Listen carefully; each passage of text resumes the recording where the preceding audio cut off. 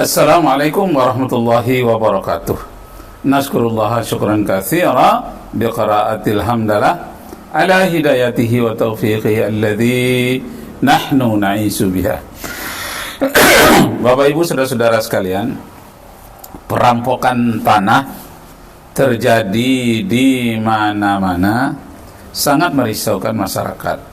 Khususnya di Kota Pekanbaru, di Jalan Garuda Sakti kilometer 9, kilometer 7. Itu sudah bertahun-tahun konflik, di mana lahan yang sudah ada suratnya tahu-tahu dirampok oleh orang-orang yang kuat kedudukannya dan punya akses ke angkatan-angkatan yang terkuat yang disegani oleh masyarakat.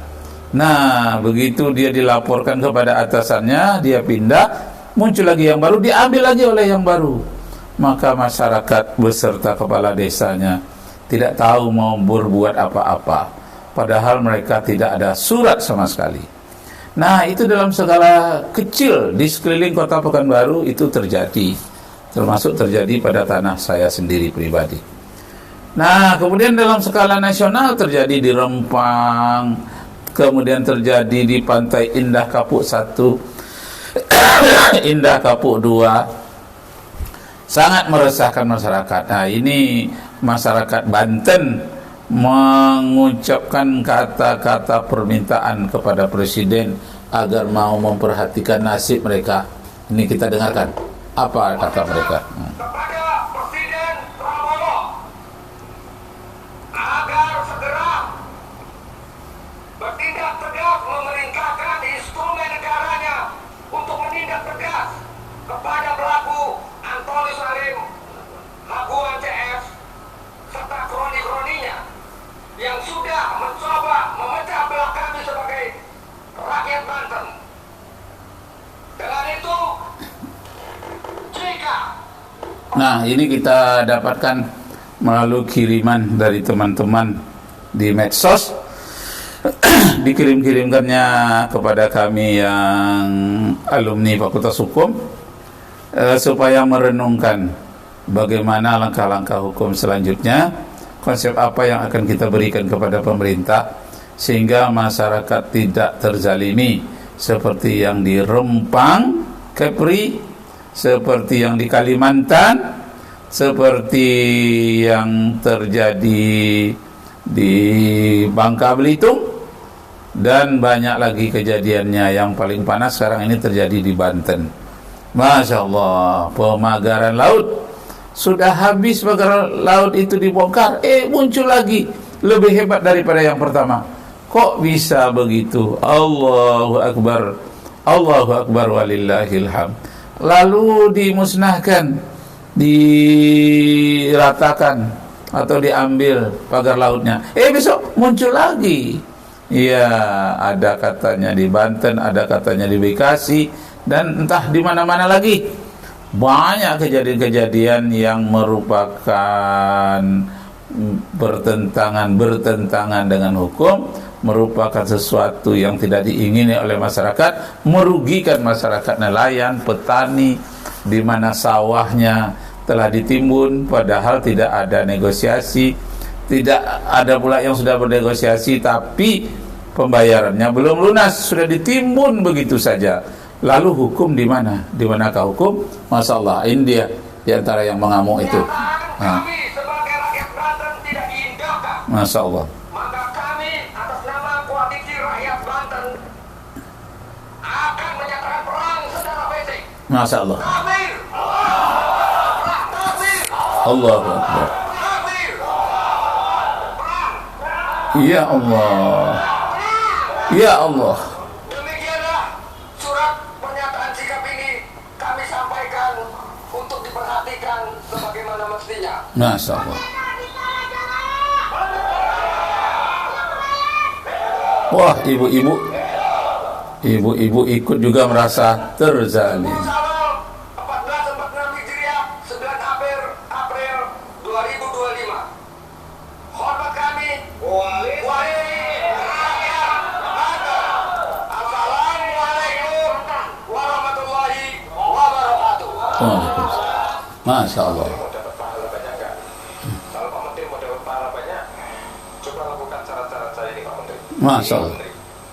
Mumpung Pak Menteri ini puasa-puasa yang Ini membatasi Alfamart dan di bawah yang menjamur Indomaret, harus dibatasi Indomaret dan Alfamart. Masya Allah. di kampung-kampung desa-desa, mereka habis karena apa? Mereka habis atau tutup karena apa? Karena Indomaret dan Alfamart. Dulu saya bupati pernah membuat satu lembar surat Pak Menteri. Satu lembar surat, jadi kalau Bapak buat tuh nggak sampai 10 menit.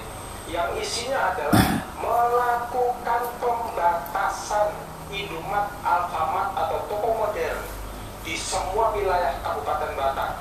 Jadi ada satu kecamatan satu. Pak Menteri tahu nggak sekarang Indomaret, Alfamart itu jumlahnya sudah berapa? 22.456 grade. 22.456. Satu lembar surat itu dulu Pak Menteri, begitu saya selesai jadi Bupati Batang, diundang oleh salah satu konglomerat. Saya dijemput pakai helikopter untuk dibawa ke Jakarta dan rapat di sini beberapa kali. Masya Allah. Salah satu poin yang saya sampaikan adalah kalau Bapak mau mendukung Indomaret, kalau Alfamart adalah tidak boleh main sendiri. Harus melibatkan masyarakat di sekitar itu untuk menanamkan saham di toko yang akan kita buat. Dan alhamdulillah tidak setujui. Akhirnya ya sudah. Indomaret, Alfamart itu adalah raksasa pembunuh usaha Masya Allah. UMKM di kampung dan desa. Saran saya Pak, lakukan apa yang seperti saya lakukan.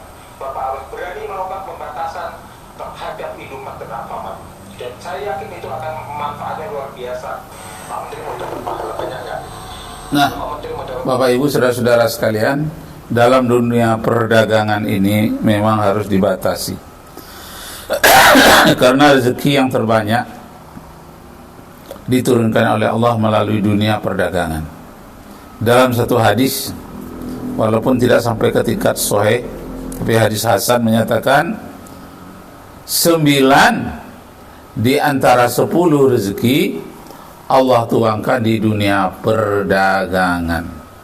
Karena itu kalau umat Islam ingin maju, kuasai dunia industri dan perdagangan. Industri perdagangan jangan sampai dimonopoli oleh konglomerat, jangan sampai dimonopoli oleh oligarki. Dia yang punya Indomaret, dia juga yang mempunyai pabrik yang untuk dijual, dan dia juga yang mengawasi, dan duitnya untuk dia, dan masyarakat tidak mendapatkan apa-apa. Masya Allah, itu tidak boleh monopoli seperti itu. Nah, ajaran agama mengatakan bahwa di dunia perdagangan ini manusia harus berbagi-bagi, bahwa 9 di antara 10 rezeki itu dituangkan oleh Allah di dunia perdagangan. Karena itu tidak boleh memonopoli dunia perdagangan, harus bagi-bagi. Siapa yang menjual, jual saja. Siapa yang produksi, produksi saja. Di Jepang saja seperti itu. Ajaran Islam di Jepang dibuat seperti itu. Pabrik-pabrik mobil itu tidak boleh menjual langsung barang ciptaannya. Harus ada PT lain yang menjualnya. Masya Allah. Jadi semuanya dapat kebahagiaan rezeki, 9 di antara 10 rezeki itu. Allahu Akbar. Nah, kita dengarkan. banyak. Coba cara-cara saya ini Pak Menteri. Ini Pak Menteri. Mumpung Pak Menteri ini puasa-puasa yang luar biasa sebagai Menteri UMKM, dan di bawah Pak Menteri itu salah satunya adalah pedagang kelontong dan pedagang-pedagang kecil yang berada di kampung-kampung desa-desa. Mereka habis karena apa? Mereka habis atau tutup karena apa? Karena Indomaret dan Alfamart. Dulu saya bupati pernah membuat satu lembar surat Pak Menteri. Satu lembar surat, jadi kalau Bapak buat tuh nggak sampai 10 menit. Yang isinya adalah melakukan pembatasan Indomaret, Alfamart atau toko modern di semua wilayah Kabupaten Batang. Jadi hanya satu kecamatan satu. Pak Menteri tahu nggak sekarang Indomaret, Alfamart itu jumlahnya sudah berapa? 22.456 grade. Nah, ini lain lagi nih. Masya Allah. Negara dalam negara atau lepas seperti Singapura dari Malaysia. Masya Allah. Guys, tahu nggak? Ada pola aneh di Big 1 dan Big 2 yang mirip banget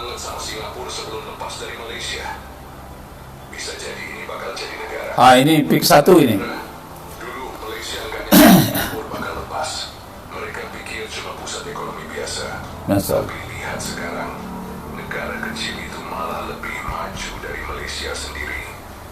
Fakta yang mengejutkan, Singapura dulu bagian dari Malaysia sebelum akhirnya lepas tahun 1960. Masya Allah. Penyebab utamanya adalah ketimpangan ekonomi, konflik politik, dan dominasi modal asing. Masya Allah. Sekarang lihat PIK, kota elit di atas tanah reklamasi, dikuasai oleh segelintir orang kaya. Kenapa PIK 1 dan PIK 2 bisa jadi negara dalam negara? 1. Dikuasai konglomerat dengan koneksi global. Masya Allah. PIK bukan cuma milik Indonesia, ada investor asing yang menanam modal besar di sini. Masya Allah. 2. Isolasi sosial dan ekonomi. Lo perhatiin nggak? PIK itu beda banget sama Jakarta dan Banten. Dia mewah, eksklusif, dan seperti bukan buat semua orang. Bahkan tempat nongkrong dan harga makanannya aja lebih mahal. 3. Berdiri di lahan reklamasi. Sama kayak Singapura, PIK juga dibangun di atas tanah reklamasi. Kalau tanah ini makin meluas dan makin mandiri, apa bedanya sama wilayah otonom? Pertanyaannya, apakah ada motif terselubung? Jangan-jangan ini bukan sekadar proyek properti.